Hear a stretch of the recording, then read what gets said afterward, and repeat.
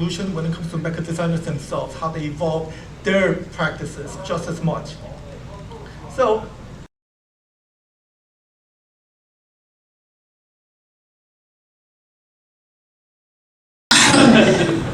The Killing Joke was written by Alan Moore, who had no intentions. He had no intentions with this book other than shock factor. He has said since he regrets writing it. He was not saying anything profound. He has even said someone should have reined him in, which was the job of editor Len Wein, who, when asked by Moore how he felt about paralyzing Barbara Gordon,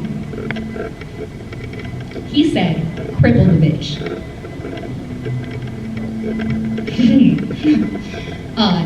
Not only did he, but she was, most of that book is her being beaten, tortured, posed in some weirdly sexual positions, the rape is implied, and then she's paralyzed. All of this for reasons to lure Batman and Commissioner Gordon to the Joker. Which, can anybody tell me which way that fits? We haven't talked about it. Fridging! She was absolutely fridged.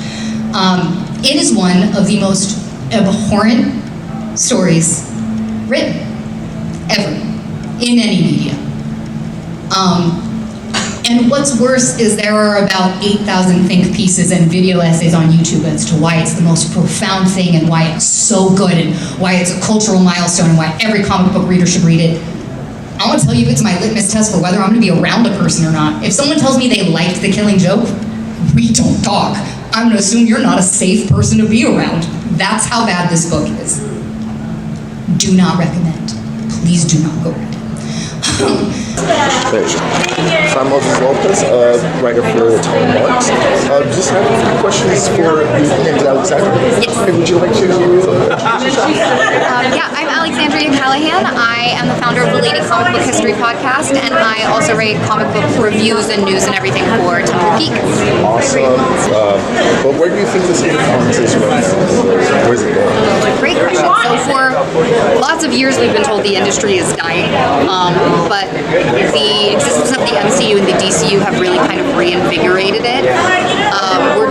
There's actually a lot of really interesting things happening in comics. There's so many new women writers. There's so many just younger writers that are giving us some really wonderful work. There's a new Hawk Girl series written by a female writer that I absolutely love.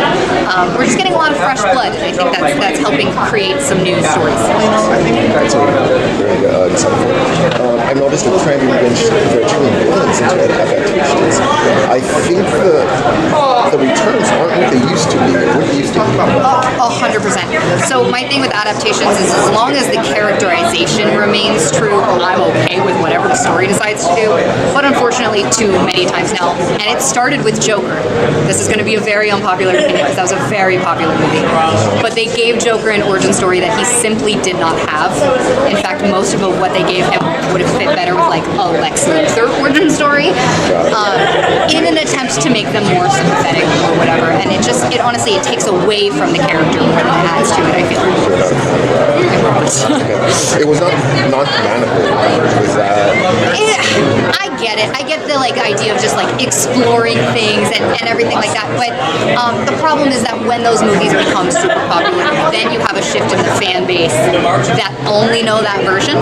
And so they go read comics and they get in touch with its origins and they're like, well, this is terrible. This is nothing like what I saw. And we're like, yeah.